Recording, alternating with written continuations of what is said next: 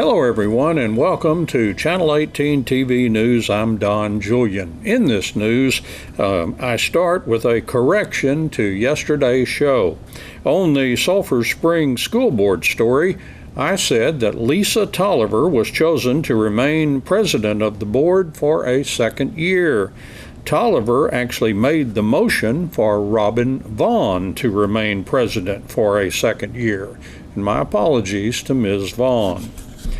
In today's news, the local Marine Corps League honored fallen lawmen on Peace Officers Memorial Day Wednesday morning at the Veterans Memorial on the downtown plaza in Sulphur Springs.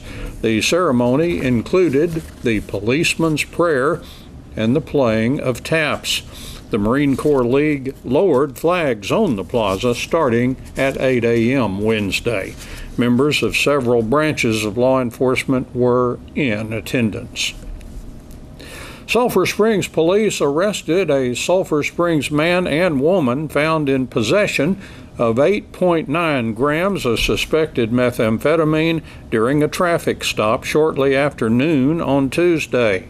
50-year-old Stephanie Lynn Padron and 60-year-old Eddie Dale Malone were charged with possession of 4 grams or more, but less than 200 grams of a controlled substance.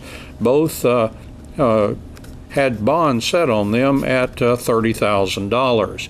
Police had stopped a vehicle at mile marker 125 on Interstate 30 East at 12:39 p.m. Tuesday. A search of the vehicle turned up the suspected meth. As the mercury rises, so typically do the number of calls to authorities regarding animals left alone in parked cars in the heat. And this spring is no exception. Sulphur Springs Animal Control Supervisor Barbie Blanche said do not leave dogs in cars, adding that they have had several calls about this already. She said people don't realize how hot the inside of a vehicle can get, even with the windows cracked.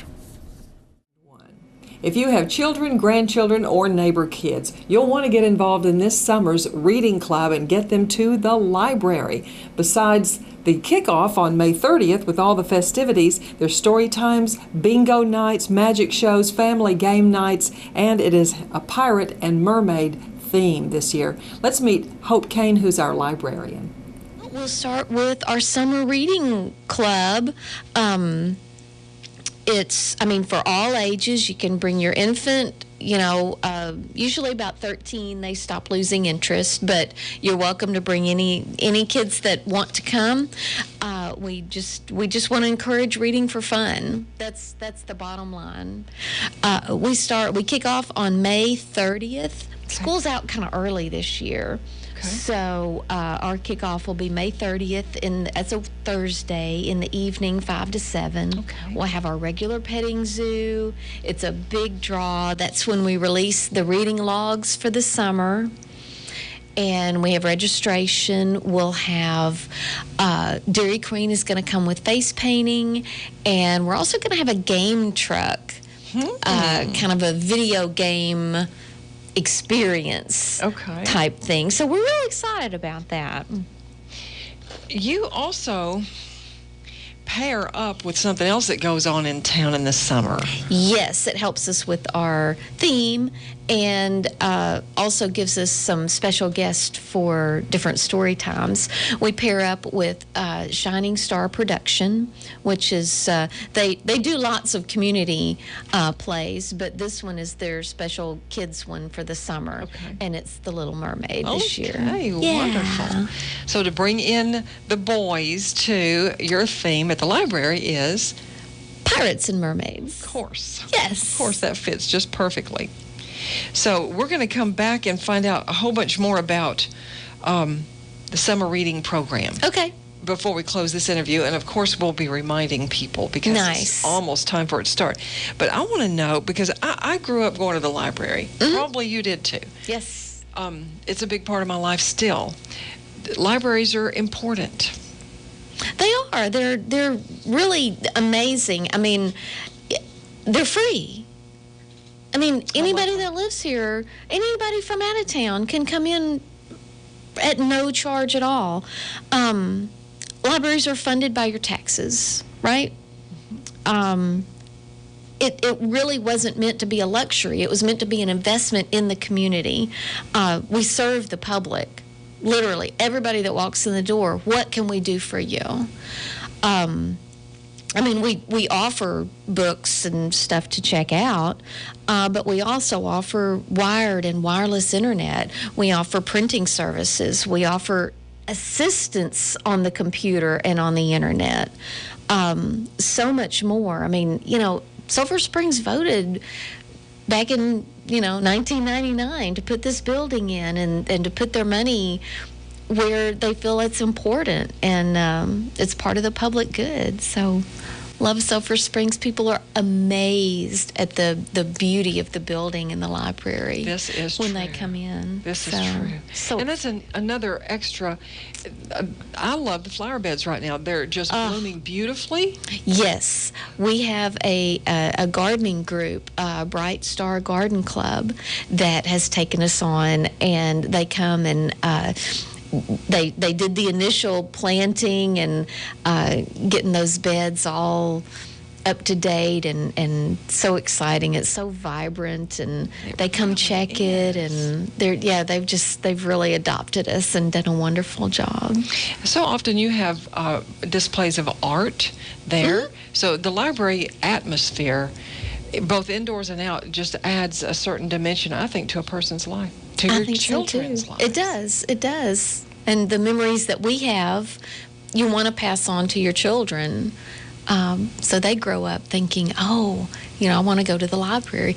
I had somebody come in, they were thinking about moving here, and they went and visited the library and all the municipal buildings just to see what does the town think about these services. They were impressed. They were impressed, and rightfully so. And we do have appreciation towards our local government for including exactly not just the necessity of the library, but the loveliness of it. There's an added dimension. Well, how do libraries keep running? We may have already touched on this. How do we keep running? Libraries keep running. So funded by taxes, as you mentioned. And how do you get all the new array of books on so many subjects that you have there? Oh, gosh. There's so many places to look. I mean, if you were looking for a book, you might go to Amazon, which is a great resource. They have lots of reviews, and they're really great. But I can also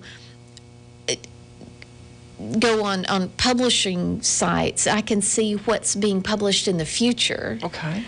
So I'm running right now. I'm focusing on July published release dates. Okay. And the neat thing was I noticed that David Baldacci, an author, is like the favorite author in Sulphur Springs. He consistently has the most often checked out books. Really? Yeah. And he has a new book just released called Redemption. And he has 2 more books coming out this year. Wow. One in July called One Good Deed, and one in November called A Minute to Midnight. And I just wanted to remind everybody, I mean, I'll have these on their release date. And I invite people to try out the reserve feature on our website. When you go to our website, www.sslibrary.org, you'll see a Manage My Account. And if you have a current library card, you can click on there and log in with your library card number. And you can actually reserve books that I have in the library. We'll pull them and put them at the front desk, and you can just come in on your lunch break and pick them up. You don't have to go look.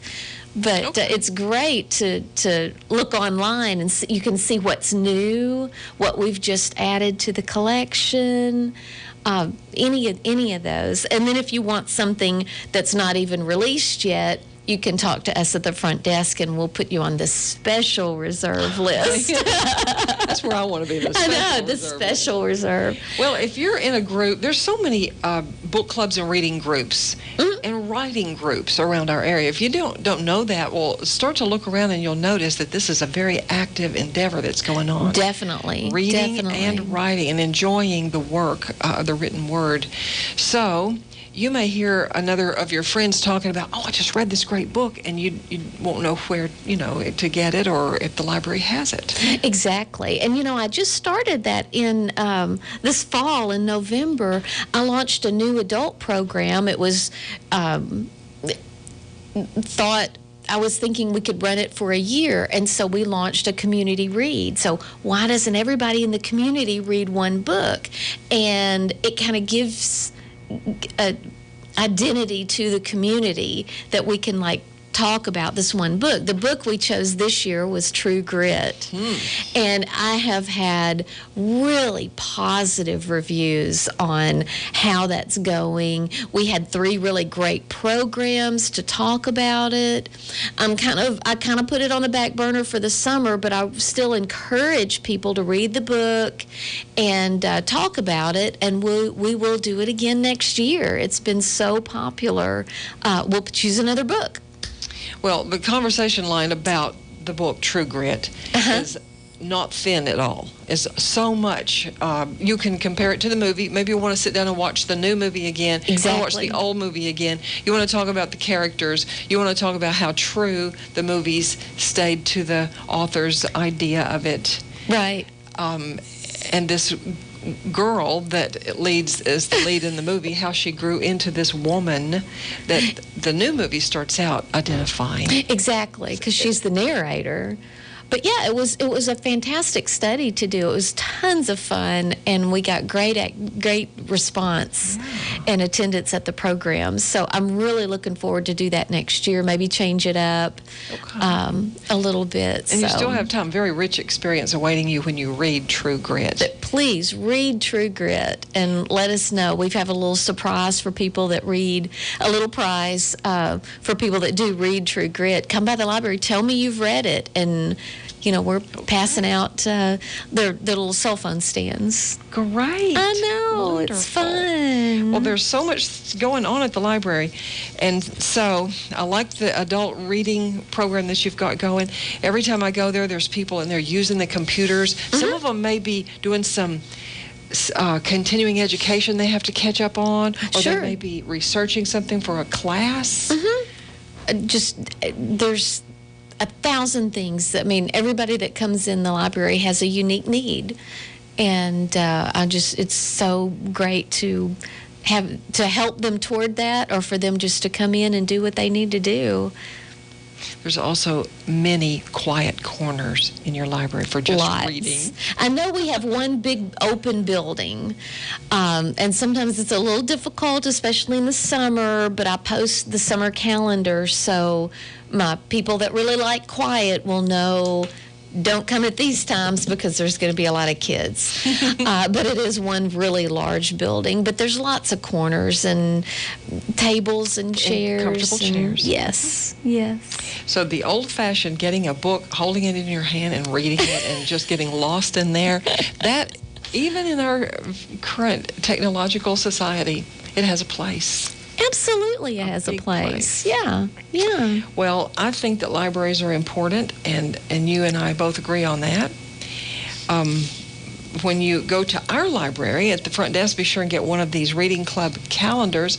If you have children or grandchildren that would be interested, or maybe the neighbor kids, and get Exactly. them, interested in going to the library at their special times.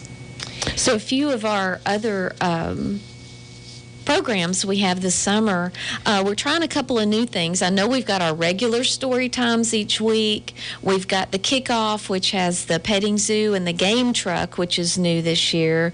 We have medieval times coming back. The knight will come and talk about how great it is, how to be a knight, how to have honor and chivalry. He's really great with the kids.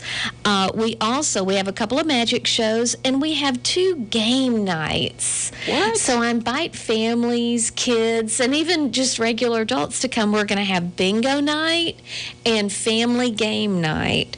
So the bingo night should be tons of fun. We'll have prizes, just like, bingo anywhere else. Wow. Yeah, we're really looking forward to that. And the family game night, we'll have lots of games for different ages, for the young ones, and then for the, kids 8 and up, board games. Board games. Right. Love games. Like Love interactive games. hand and eye coordination board games. Yes.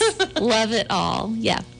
Well, I do like your ideas that you put together for Sulphur Springs Public Library and involving the children this summer, and really the whole family. The whole family, absolutely. The parents are part of this. They get the kids down there, usually wait while they do their program and take them back.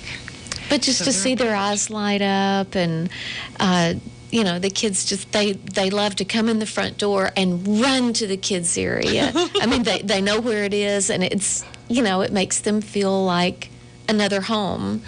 This is true, and it is spacious, and it is inviting, and it's their size, and yes. I love all that. Yes. Thank you, Hope, for coming in. Now, tell me again, when does summer reading program start? Our kickoff is May 30th, Thursday evening from 5 to 7.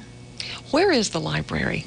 The library is at 611 North Davis Street, and our phone number is 903-885-4926. And sslibrary.org to reach you that way. Thank you, Hope Kane. Thank you, Enola. We'll see you at the library. Miller Grove ISD board members officially broke ground on the site of a new school track on Monday. Joining the trustees for the occasion just prior to Monday night's board meeting was Anna Ferguson, who donated a portion of the land where the new track will be built. The new track will be an 8-lane lighted UIL-sanctioned track, and the new track will be located near the Miller Grove baseball field and should be tied into their new multi-purpose center. Also in sports, the Wildcats 7-on-7 football teams, JV and varsity, took on Gilmer Tuesday evening in the multi-purpose building. Both teams got in 2 games with the Buckeyes. In the first varsity game, the Wildcats and Buckeyes tied 35-35, with Gilmer scoring a touchdown right as the horn went off, signaling the end of the game. Quarterback Noe Ponce led the Wildcats in their first 2 scores, throwing TD passes to Aiden Walker and to Chase Haney. Quarterback Caden Wallace threw the last 3 touchdowns in Game 1, finding DeCorian Chalk Sims, Bryson Lacey, and Dietrich Clayton. Neither team threw an interception. Game 2 for the varsity against Gilmer turned out to be a nightmare. Wildcats quarterbacks threw 5 interceptions. Wildcats defenders intercepted Gilmer twice. Teams get 3 points per interception in 7-on-7 football. The Buckeyes managed 3 touchdowns to none for the Wildcats in a 36-6 game. For the JV Wildcats, they topped the Gilmer JV 20-13. Both teams threw 2 interceptions. Both JV quarterbacks, Matthew Sherman and Ty Stroud, had 1 TD pass each. In JV Game 2, both teams scored 4 touchdowns and there were no interceptions in a 28-28 tie. Wildcats offensive coordinator Matt Young said it was great to have a talented Gilmer in town. He said they provide a different look and challenge you with their speed. He said things that may work for us against us in practice may not work against Gilmer, so players have to adapt. Coach Young said the second varsity game did not go as planned. He said coaches would look at the game tape to figure out why. He said there were drops by receivers, and he said the quarterbacks may have been forcing some things. Coach Young said he expects growing pains with this young team. He said the JV quarterbacks, Sherman and Stroud, looked like they had improved dramatically. Wildcats defensive coordinator Alex Guerra said 7-on-7 football helps defenders with their zone drops and man coverage. He said it helps young defenders go against fast guys. Coach Guerra said that he likes the competition and added 7-on-7 helps young guys learn to get to the spots where they need to be on defense. He added he's ready for some real 11-on-11 football at the Wildcat Spring game that will mark the end of spring football Friday at 6 p.m. at Gerald Prim Stadium.